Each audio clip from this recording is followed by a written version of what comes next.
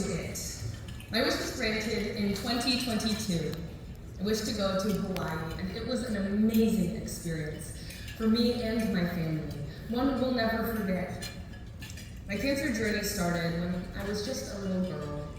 Over the years since, I have done research, raised hundreds of thousands of dollars, shaved my head, and donated the hair because I reached our goal and exceeded it, and won awards for research projects. In all those moments, I thought I knew cancer. Then, it came knocking at our door. September 16th, 2020. Only 2 weeks after I had shaved my head, that was the first time we heard the word cancer as a possible explanation for why I had been so sick. I quickly became very aware of my ignorance as to what a cancer diagnosis truly meant. A type of suffering you can't even begin to grasp until it's you. The next 6 months contained the worst things I have ever experienced in my life.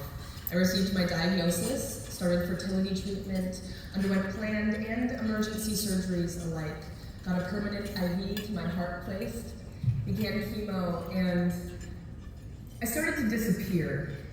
Chemo hit me harder, much harder than anyone on my expert care team had seen before. Over the 8 rounds, I went unresponsive, demanding an emergency full resuscitation, was hospitalized extensively, had to relearn how to walk, and was unable to eat.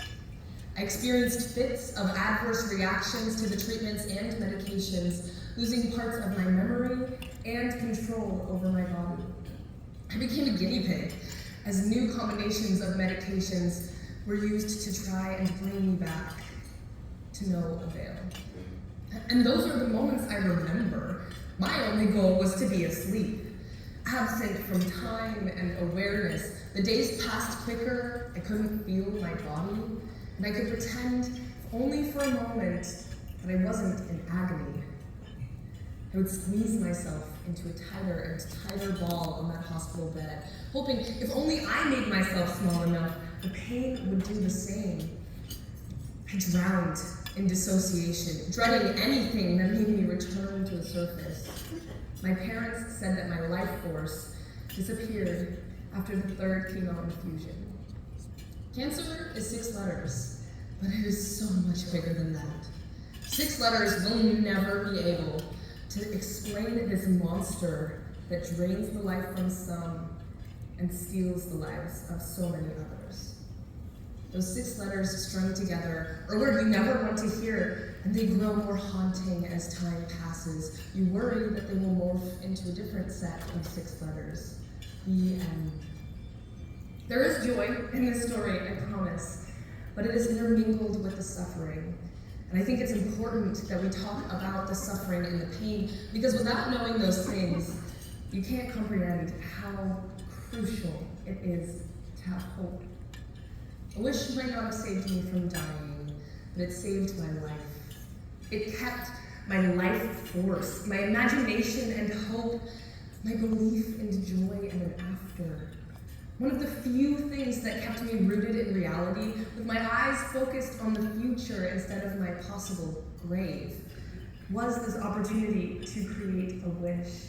I would close my eyes and dream of Hawaii, thinking about my family smiling on the beach and the sun streaming on my face when the smells and sounds of the hospital threatened to suffocate me. My wish let me escape my present by picturing the future. I returned to myself. And that is a gift I will never be able to articulate. From the moment our wish-granting volunteers, Sue and Denise, came into our lives, they created moments of hope for us. Where cancer created suffering, they created joy. They kept our eyes fixed on life after cancer, distracting us from the crippling hurt of the current moment and promising a rebuttal against the notion that there would be no after. Our trip was a fairy tale. Restaurants with decadent platters of delicious dishes, glowing pools that overlooked the city and ocean, swims with turtles and rainbow fish and urchins, parrot portraits, and salty smiles and roadside riches and just pure family time. Each moment was punctuated by a different type of joy, a celebration. It was incredible. And each activity, car, meal, bed was taken care of, not just fiscally, but organizationally. The freedom that came from everything being sorted out, an experience that rode on the heels of us scrambling each day to figure out how to survive until the next, was a gift of a magnitude I cannot even describe. That trip had such a deep meaning to us because it gave us a chance to be together. Cancer doesn't just torture you, it tortures those you love. My mom, dad, brothers and sisters, they experienced cancer too. My wish wasn't just for me, it was for my family as well. For a while, we weren't thinking about cancer. We were simply enjoying time together, when time used to be the enemy and togetherness a foreign concept. 6 months after I was diagnosed with cancer, I hit the gong at Seattle Children's Hospital, declared cancer-free. Woohoo! Woo!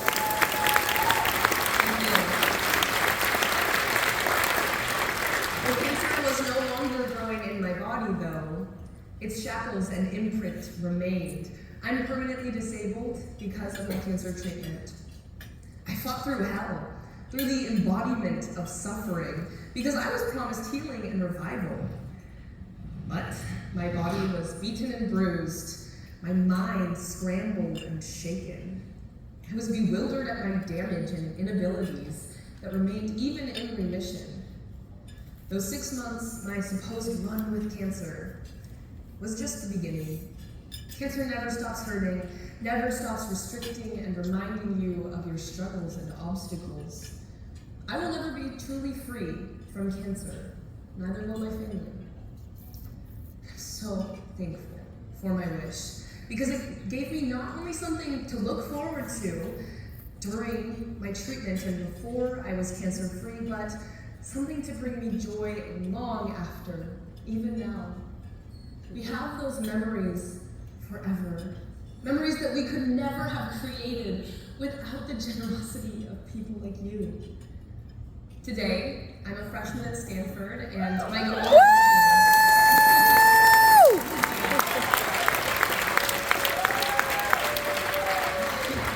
I'm studying human biology in the hopes that I will someday conquer cancer for others. Woo!